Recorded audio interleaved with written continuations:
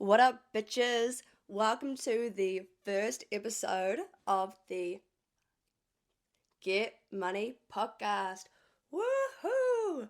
I'm so excited to finally be releasing this. The first thing I want to address is the podcast name because there is a story behind it. So it was 2017, I was 14 years old, and Snapchat private stories had just come out. I turn to my friend Lily and I say, "What should I name my Snapchat private story?" And she says, "Get Money." So then I named it FBGS dollar sign. So that was 2017, it's 2025. I've been posting on that private story for like 8 years, almost 10. And the people on there have just watched me grown up. I've shared all my highs and my lows and all that fun stuff. So that private story really means a lot to me. The Notorious B.I.G., Biggie Smalls, is one of my favorite artists as well. And I actually have the words "Get Money" tattooed on my arm because that is my favorite song. So FBGS, Get Money, means quite a lot to me apparently. So when I first decided that I wanted to create a podcast, I was thinking about what I should call it for like a week. I was going like back and forth. I really had no idea.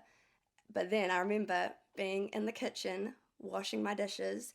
Then I was like, FBGS. I have to name it that. So here we are. Thank you so much for tuning in. A little while ago, maybe like 6 months, someone mentioned to me that I should start a podcast, and I was like, yeah, maybe. And then a few other people mentioned it, and I was like, you know what? Bet I could probably do that. So here we are. I apologize if the production quality isn't the best. I didn't realize how hard it would be to find a microphone that connects to a lightning cable iPhone to film. But I was able to manage something out. So the production quality will increase over time. I want this podcast to be a really fun and entertaining space for people. I want to share my wildest experiences, story times, crazy relationships with men, and everything in between. Share advice, talk about some relatable things, and all that fun stuff. I definitely want to have some guests on as well. So if you have anything interesting to share, flick me a message and we can work something out. I think I will be posting every week or every 2 weeks on a Friday because I want everyone to go into the weekend with a new episode of FBGS. Whoa! So yeah, maybe will tell you guys a little bit about me and why you are listening to this podcast. So my name is Willow Nume. That's how you pronounce the last name. And I was born in Cape Town, South Africa, but I was raised in Aotearoa, New Zealand, because my parents brought me over here when I was just a baby. So dad's South African, mum is Kiwi, and they decided to raise me here. I grew up in Napier, Hawke's Bay, where there is really not a lot to do. There is one bar, club type thing, and really not that much else. I've gone on the mini golf dates and to the movies. That's about it. So I ended up moving to Auckland in 2021 to start uni at the University of Auckland. I do a law and commerce degree. I'm currently in my 5th year, 5 out of 5, and you guys have no idea how excited I am to finish. It's been the longest ride because when you think about it, it's like going from year 9 to year 13. And then imagine how you change within those years. Doing 5 years again, I've changed so much because I started uni when I was 17. I'm now 22. I'm a whole different person, so I can't wait to start my life. I'm really nervous though because it means I actually need to get my shit together. And also being 22, like I need to buy a house, and like get married and have kids. Not really. I don't want to do any of that, but those kinds of conversations are being had. And oh my goodness, every time I open up Facebook, which is not often, I see another person on like their third baby. They're engaged. They've just bought a house.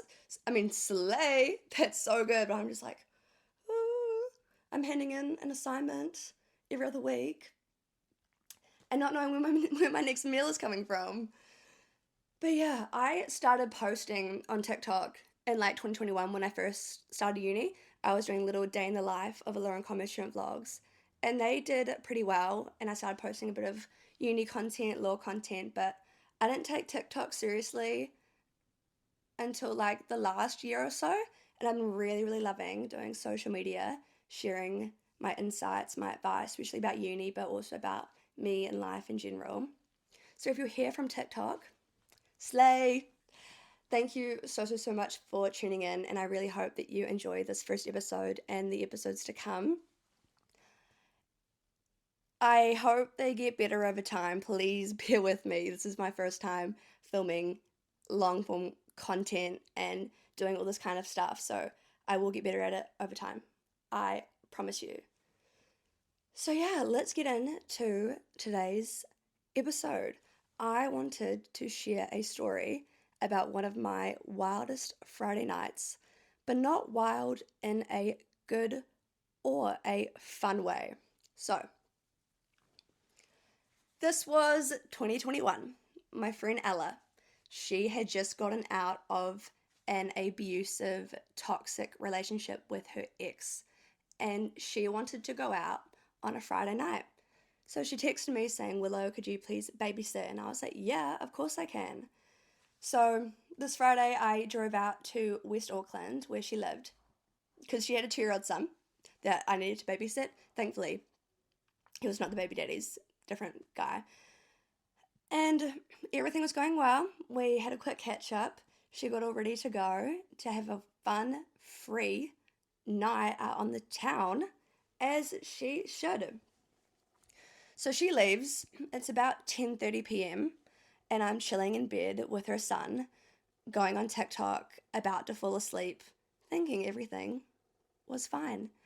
And then I hear the front gate open. So I texted her and I was like, Ella, someone just opened the gate. And then I hear really loud bang, bang, bang on the door. I sit up and I'm like, Ella, like they're banging on the door. And then I hear bang, bang, smash. I threw the phone on the bed. I got up and I went into the lounge. So Ella's front door is like a glass door. There's a little bit of wood in it, but it's mainly a glass door. And then I see her ex standing in the lounge, covered in blood. He had just smashed his way into her house. There's glass everywhere. It is covering like this, like the whole thing. And I was just like, oh my goodness. So the ex is drunk, covered in blood. Thankfully, there was a broom like right there, and I started to sweep away all of the glass. Him being drunk and angry, he started like, yelling at me and getting quite close to me and saying all these horrible, awful things about Ella and their relationship. And I was trying to diffuse the situation. So I was saying to him, like, I understand, like, that's awful. I'm so sorry. Like, oh my goodness, like, you're so right, and all that stuff. Well, he's just like bloody eyed, bloody bodied.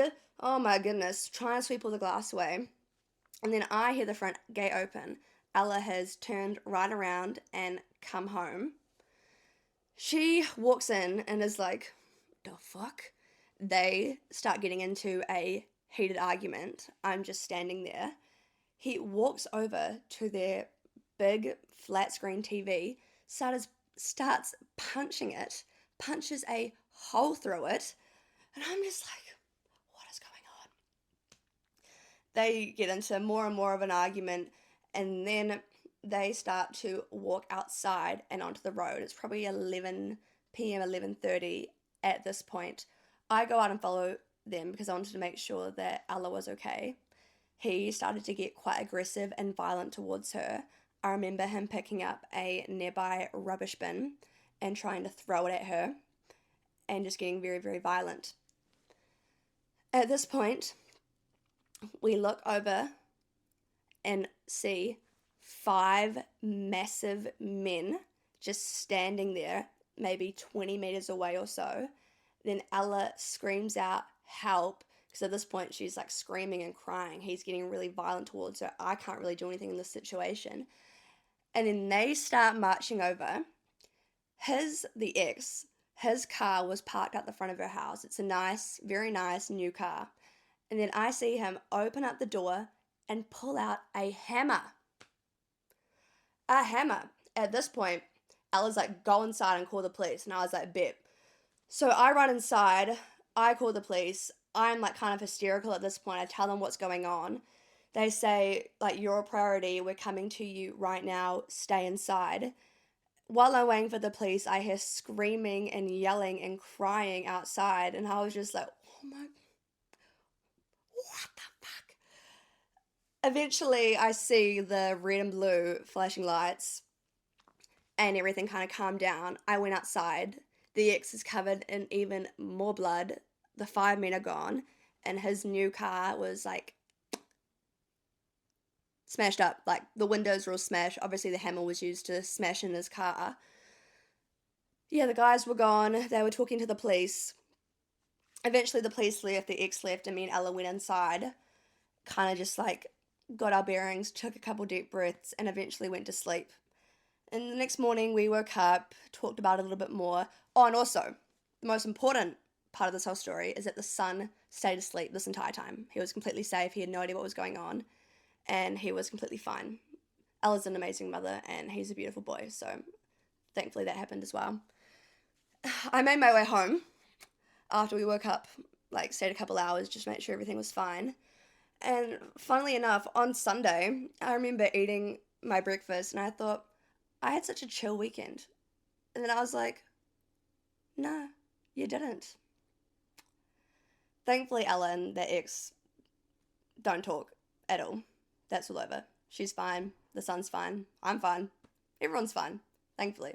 His car wasn't though. So yeah, that was one of my wilder Friday nights, and not for the best reason. However, I will be sharing many more crazy experiences that were fun, that weren't, that were kind of questionable. I want to get really open and honest. Something about me is I just like try to be very transparent, especially in the way that I give advice, especially with law.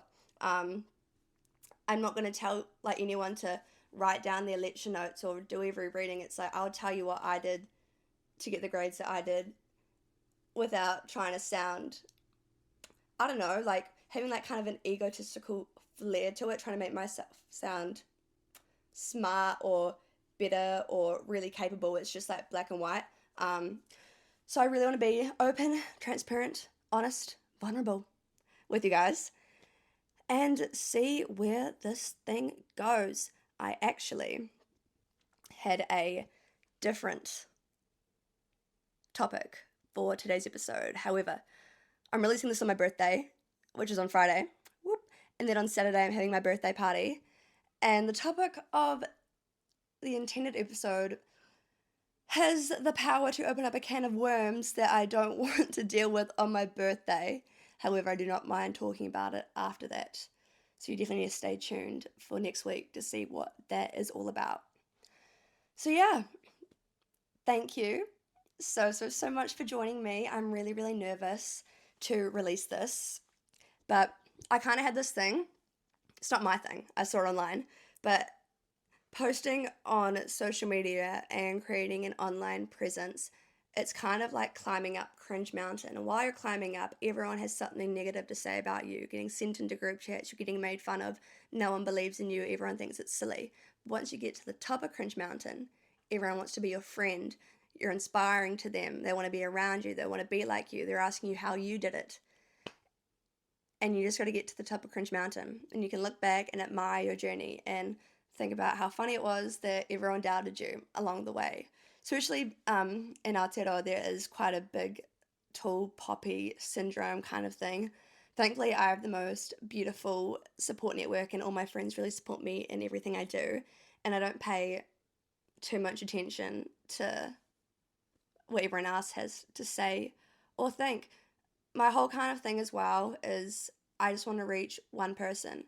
Even if I were to post this podcast every single week and only one person listened to it, if I made that one person's day better. I made them laugh. I made them smile. I made them feel like they weren't alone. Then it's all worth it to me.